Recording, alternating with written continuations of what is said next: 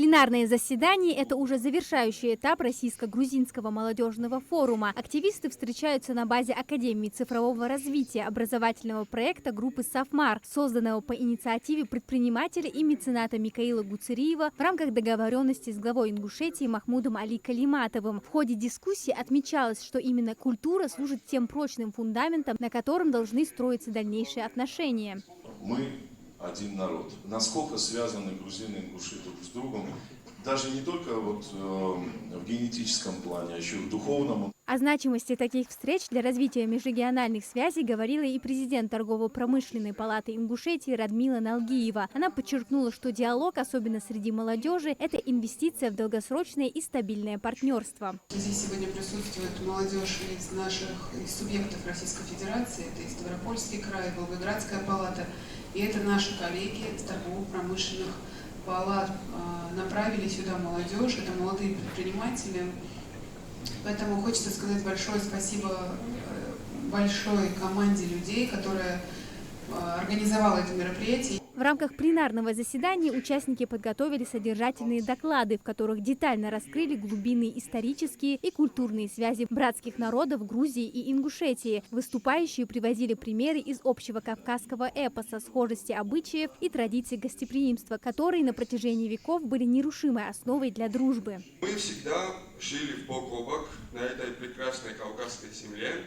В форуме приняли участие более 100 молодых людей, и для них организаторы подготовили насыщенную программу, выходящую далеко за рамки лекционных залов. Участники смогли увидеть всю красоту Ингушетии. Они побывали в величественных горах, посетили мемориал памяти и славы и башню Согласия. А вечером в селении Мужичи для них организовали теплую встречу у костра с песнями. По общему мнению, форум оставил у каждого его гостя самые яркие и теплые впечатления. Очень ценим мы, грузины, со своей стороны, ваша доблесть, честь, уважение к грузинскому народу. И мы, соответственно, также и настроены к нашему братскому народу Ингушетии. Мы надеемся, что эти тесные связи, которые мы сейчас создали во время форума, продолжатся. Форум прошел на высшем уровне. Организационная часть была очень хороша.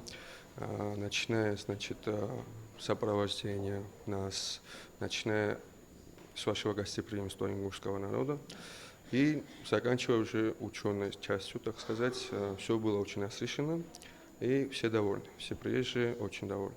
Площадкой для проведения форума выбрана не случайно. Образовательный кластер Академии цифрового развития – уникальный для Северного Кавказа проект группы «Сафмар» предпринимателя и мецената Микаила Гуцериева, реализуемый при поддержке главы Республики Ингушетия Махмуда Али Калиматова. Сегодня это самая технологическая площадка в СКФО. Здесь предоставляют не только поддержку и возможности для развития в IT-сфере, но и стремятся быть центром притяжения для ярких содержательных событий, которые формируют будущее нашего региона. Проведение такого форума – это прямое подтверждение того, что культура и цифровые технологии прекрасно дополняют друг друга в создании новых возможностей для молодежи. Налаживание взаимодействия и коммуникация позволяет нашим участникам расти, развиваться, выполняя свои проекты, пробовать себя в разных направлениях, вместе с этим формируя такое ценное сообщество, которое работает, взаимодействуя благодаря особому подходу, методологии обучения в нашем